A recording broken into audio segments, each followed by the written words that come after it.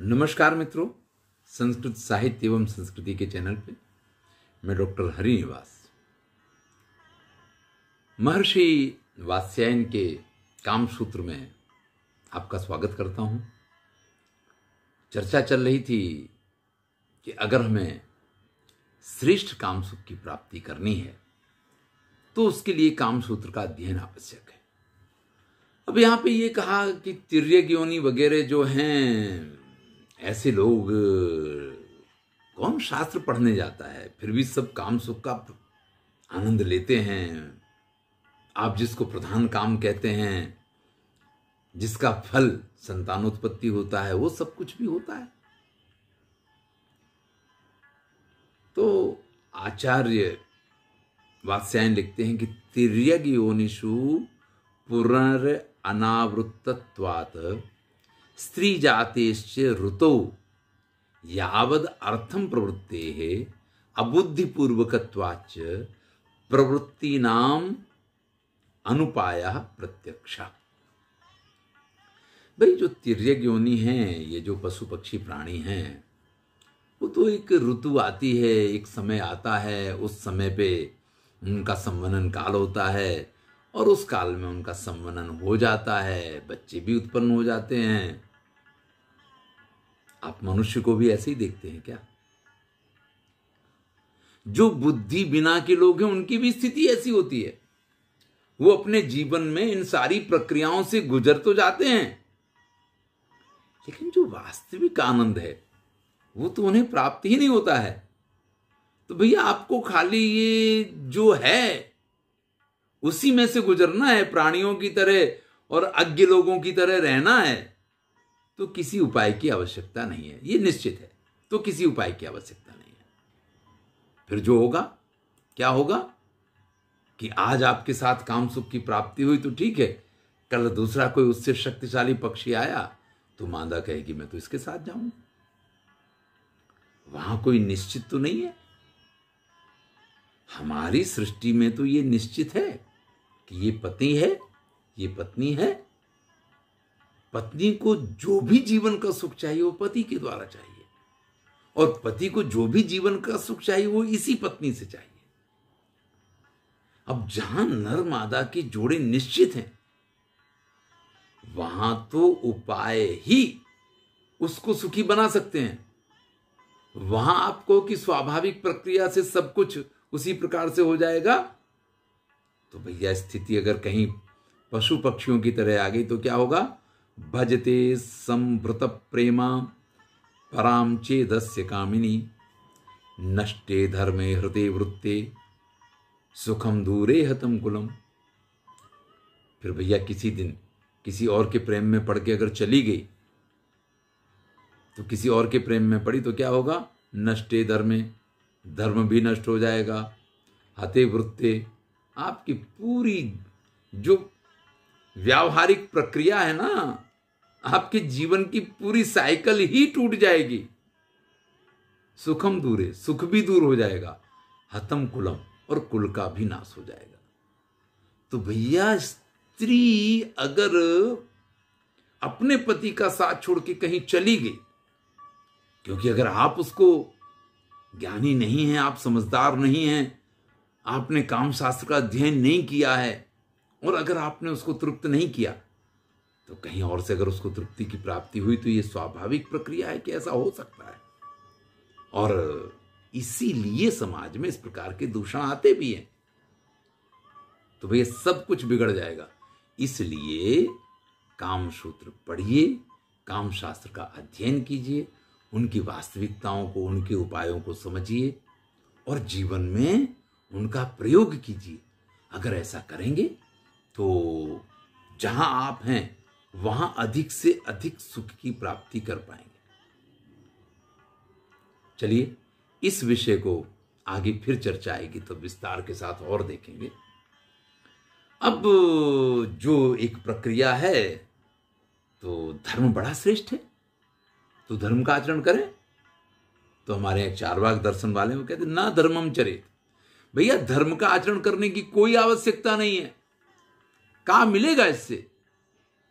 एष्य फलत्वात्, ये तो भविष्य में फल की भविष्यवाणी करता है। आप कभी भी कोई धर्म करते हैं, आप कहा भले जाए कि आप 10 रुपया दोगे वो 10 लाख देगा, लेकिन आप 10 रुपए दे दे तो 10 लाख मिलेगा तो मिलेगा, नहीं मिलेगा नहीं मिलेगा, उसकी कोई गारंटी नहीं है। धर्म के सारे काम इसी प्रकार से हैं। आज व्रत करो, लोगों को अन्न का दान दो, तो आपको अगले जन्म में खूब अच्छे तरीके से खान पाने के लिए सब कुछ मिलता रहेगा। वस्त्र दान करो, ये दान करो, भैया सब कुछ दान कर दें तो हम क्या करें? तो चारवाक वाले के ना धर्म आचरे, तो धर्म के आचरण की कोई आवश्यकता नहीं है। एष्य फलत्वात्, ये तो भविष्य में फल देने वाला है। सांसयिकत्वाच्च, और ये तो शंकास्पद है यार। आज तक किसी ने देखा कि तुमने 10 रुपए दिए तो तुम्हें उसके बदले में 10 लाख मिल गए? खाली किसी ने गीत बना दिया कि तुम दान करोगे तो उसके आधार पे तुमको इतना मिल जाएगा, तुम 10 पैसा दोगे वो 10 लाख देगा। तो भैया ये कोई ये गारंटी वाली बात तो नहीं है। तो सांसयिकत्वाच्च, ये तो शंकास्पद है। धर्म हमेशा शंका के घेरे में है, क्योंकि यहां किसी चीज की गारंटी नहीं है। आप जो करते हैं उसका फल आपको मिलेगा तो मिलेगा, नहीं मिलेगा तो नहीं मिलेगा। कहते हैं को ही बालिसो हस्तगतम परगतम कुर्यात्। अरे भैया हम तो उसको मूर्ख ही कहते हैं जिसके अपने हाथ में जो कुछ आया वो दूसरे को दे दे। और धर्म तो यही कहता है कि अपने लिए जिए तो क्या जिए, किसी और के लिए अगर आप जीते हो तो ये आपका जीवन जीवन है। धर्म तो ये सिखाता है। तो कहते हैं ऐसे तो मूर्ख लोग हैं जो अपने पास आई हुई चीज को दूसरों को दे देते हैं। क्या फायदा? आप किस चक्कर में देते हैं कि आज मैं कबूतर का दान कर दूं तो कल मुझे मोर मिल जाएगा। तो वरम अद्य कपोता सो मयूरात, भैया कल के मोर की अपेक्षा मत रखो। आज कबूतर मिल रहा है तो कबूतर, यानी आज कबूतर अगर खाने को मिल रहा है तो भले वो छोटा है, उसमें कम मांस है, उसको खा जाओ। कल मोर मिलेगा इसलिए इस चक्कर में नहीं रहते। अब ये चारवाक दर्शन वाले कहते हैं कि धर्म का आचरण मत करो, धर्म में कुछ नहीं रखा, यहां कोई गारंटी नहीं है।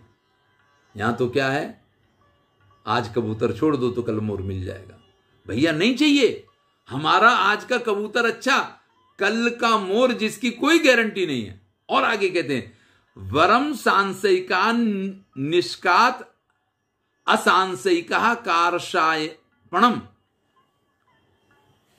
भाई किसी ने कहा कि कल आपको सुवर्ण मुद्राएं देंगे, आज चाहिए तो ये तांबे के सिक्के हैं। क्या चाहिए? यानी आज अगर आपको चाहिए तो 100 रुपए मिलेंगे, कल चाहिए तो 1000 ले लेना। क्या करेंगे आप? तो चारवाक कहते हैं भैया आज 100 दे दो, कल के 1000 की कोई गारंटी नहीं है। कल तुम ही नहीं जिंदा रहे, कल तुम्हें कहीं अटैक आ गया तो कहां से मिलेगा? तो लौकायति का हो, ये बात चारवाक वाले कहते हैं कि भैया कल के सोने से आज का तांबा अच्छा, कल के 1000 से आज के 100 रुपए अच्छे।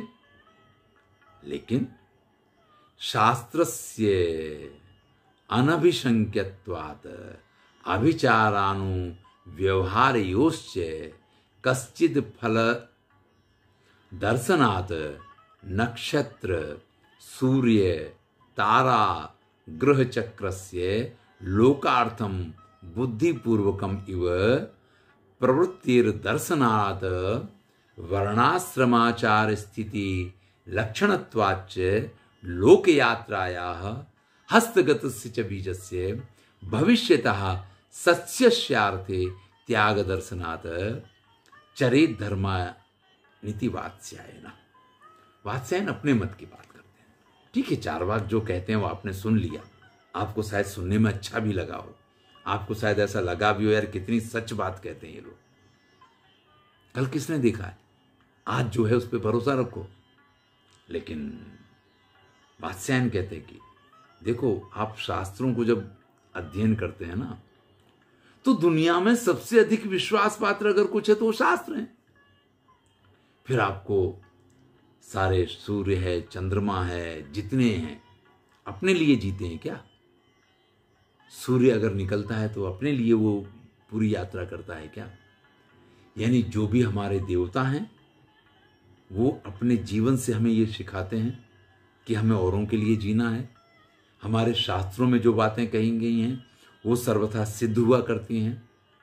इसलिए और वर्णाश्रम व्यवस्था वगैरह जो भी धर्म के लक्षण में जो भी चीजें आती हैं वो सब हमें इतना विश्वास दिलाती हैं कि धर्म का आचरण श्रेष्ठ है और वो अवश्य करना चाहिए।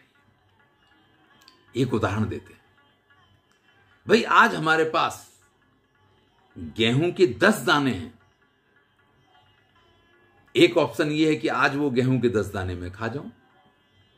एक ऑप्शन मेरे पास ये है कि मैं वो 10 दाने अगर जमीन में डाल देता हूं तो कल हो सकता है कि उनमें से मुझे 1 किलो गेहूं की प्राप्ति हो जाए। तो आज मेरे द्वारा परित्याग किया गया एक बीज वो मुझे 10 गुना फल देता है।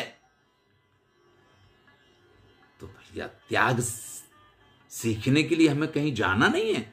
अगर हम प्रैक्टिकल देखेंगे तो हमें पता चल जाएगा कि त्याग हमें सिखाता है। इसलिए भैया धर्म का आचरण करना चाहिए। वात्स्यायन ये कहते हैं,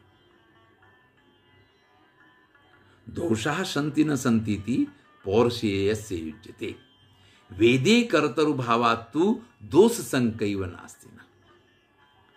भाई आपके पुरुषार्थ में कुछ कमी हो, कोई दोष हो तो यह संभव है। आपको फल की प्राप्ति नहीं हुई, इसमें वेदों में कहा है वो गलत नहीं है। आपके अपने पुरुषार्थ का कहीं यह हो सकता है कि आपने व्रत तो किया लेकिन नियम में कहीं कोई भंग हो गया हो और संभव है कि आपको उस व्रत का फल नहीं मिले। इसका मतलब ये नहीं कि वेदों में उस फल की जो बात कही गई है या उस व्रत की जो बात कही गई वो व्रत है, ये नहीं कह सकते। इसलिए धर्म का आचरण अवश्य करना चाहिए। चलिए अर्थ के आचरण के बारे में कहते हैं। ना अर्थांचरेत, चार्वाक लोगों का तो यही सिद्धांत है कि भैया अर्थ के आचरण की कोई जरूरत नहीं है।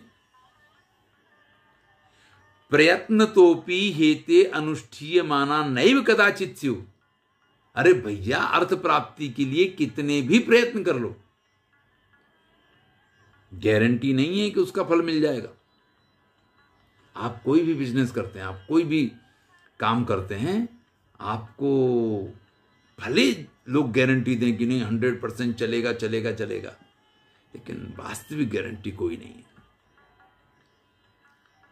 तो भैया अजगर करे न चाकरी, पंछी करे न काम, दास मलूका कह गए सबके दाता राम। क्या ये दिन रात मेहनत करते रहते हो, दिन रात लगे रहते हो? जिसने मुंह दिया है वो खाना भी देगा, जिसने पेट दिया वो भरेगा। हमें ये सब करने की आवश्यकता क्या है? आप कितने भी प्रयत्न कर लो, होगा वही। हुई है सोई जो राम रचि राखा। और जब यही है कि वही होना है जो ऊपर वाले की इच्छा है, तो काहे के लिए इतने धम पछाड़े, काहे के लिए इतनी सिरदर्दी? अनुष्ठीयमाना अपि यदृच्छया भवेयु, जो उसकी इच्छा होगी वही होने वाला है, चाहे जितनी कोशिश कर लो। तत्सर्वम कालकारितिमिति, शास्त्र कहते हैं कि सब कुछ समय के अधीन है। काल चाहे तो होगा, काल नहीं चाहे तो नहीं होगा। तो काहे के लिए? जब तुम्हारे हाथ में कुछ नहीं है, जब तुम कुछ कर ही नहीं सकते हो, तो काहे इतने धम पछाड़े करते हो? काले एव ही पुरुषान अर्थान अर्थयोर जय पराजयो सुख दुखियोश्च स्थापयति। मैं अपनी तरफ से नहीं कह रहा हूं, शास्त्रों में यह लिखा है। काल ही व्यक्ति के पुरुषार्थ के लिए, अर्थ अनर्थ के लिए, जय पराजय के लिए, सुख दुख के लिए वही कारण होता है। हानि लाभ जीवन मरण यस अपयस विधिहात।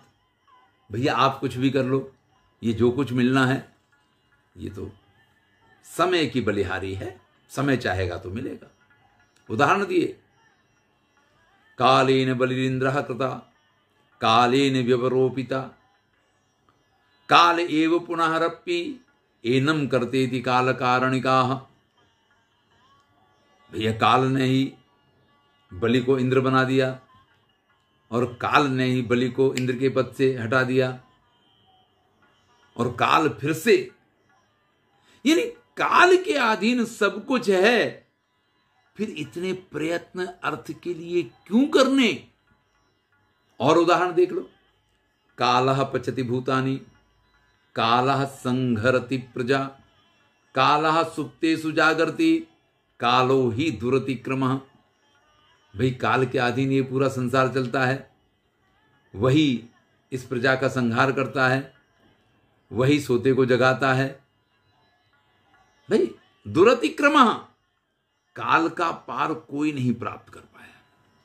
तो भैया पुरुषकार पूर्वकत्वात् सर्व प्रवृत्ति नाम उपायः प्रत्ययः।